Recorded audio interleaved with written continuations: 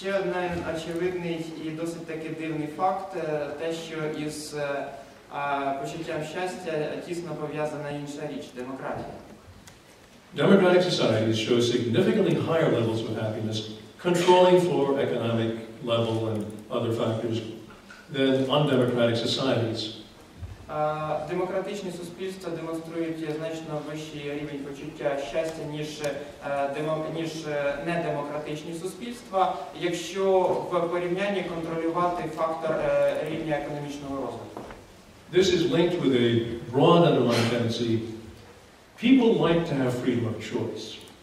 They like it in all aspects of their life, so one reason why gender equality is linked with higher happiness for men and women, incidentally, especially for women, but for both, is because women have freedom of choice. They can live their lives they want as they want with gender equality.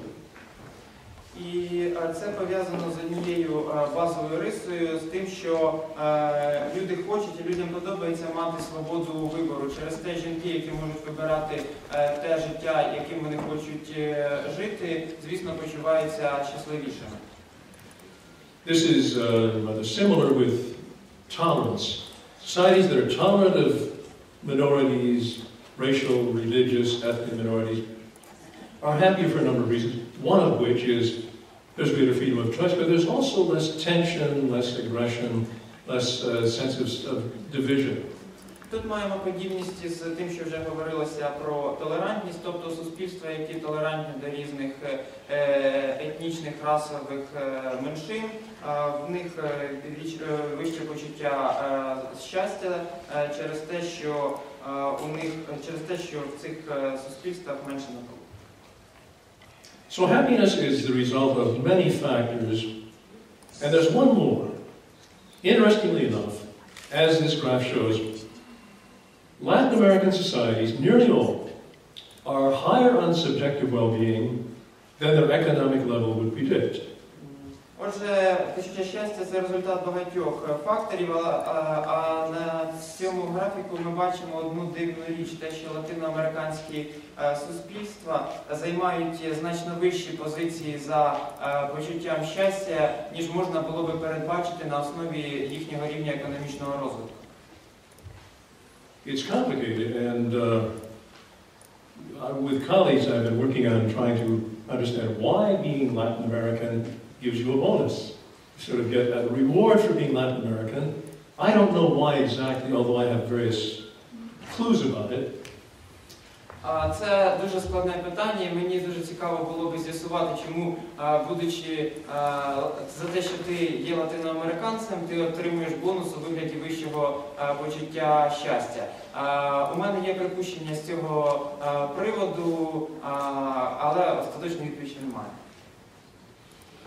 It's a little less mysterious why ex-communist societies are below their predicted happiness. That is, they are, virtually all of them, China and Vietnam are exceptions, but virtually all of the societies that have been under communist rule show lower levels of happiness than their economic level would predict.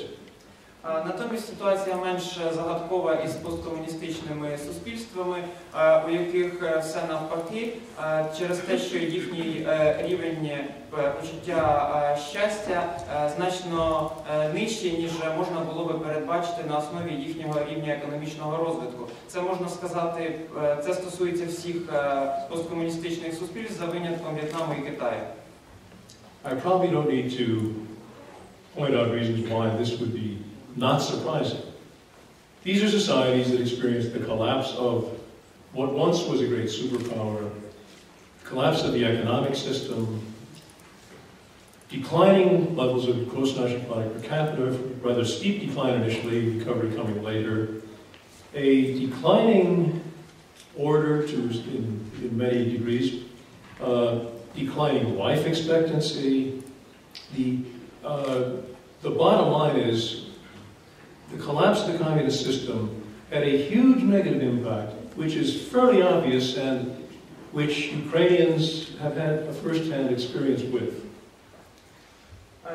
Немає сенсу, немає потреби заглиблюватися у причини цього явища. Можна лише підсумувати, що ці суспільства пережили різке падіння супернаддержави, в якій вони жили, яке супроводжувалося економічним занепадом, падінням валового національного продукту на душу населення, занепадом соціального порядку і зниженням очікуваної тривалості життя. Можна констатувати таким чином, що всі ці зміни мали негативний вплив на посткомуністичні суспільства. If you're in the front row, you probably can see this, but if you're not, Ukraine is here, Russia's here. Along with other ex-communist countries, they are well below the level that of happiness that their economic level would predict. Якщо ви можете бачити, то Україна і Росія на цьому графіку перебувають у нижній лівій частині. Це означає, що у них нижче почуття населення щастя, ніж можна було би передбачити на основі рівня їхнього економічного розвитку. In addition to the other factors that happened, there's one more that I think was important. The collapse of communism was also the collapse of a belief system that once gave a sense of meaning and purpose, a sense of we are building a good society, the future will be better to many people. Серед інших факторів, які зробили внесок у негативну зміну почутті щастя, можна, звісно, віднести занепад системи переконань, через яку люди втратили цілі, заради якої вони боролися в житті, і почуття того, що вони створюють краще суспільство. This is not an economic or material factor, so you may be tempted to think it doesn't really matter, but the evidence indicates it actually was a quite significant factor.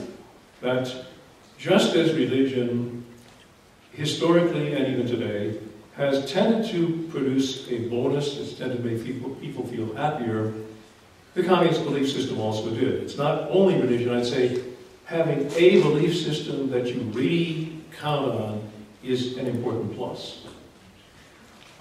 Звісно, можливо, хтось подумає, що це не важлива зміна, тому що вона не має економічного характеру, відтак не має значення, проте можемо констатувати, що вона справді вельми значуща, оскільки так само, як релігія давала бонус у вигляді вищого почуття щастя, так само і система комуністичних ідеалів давала аналогічні бонуси і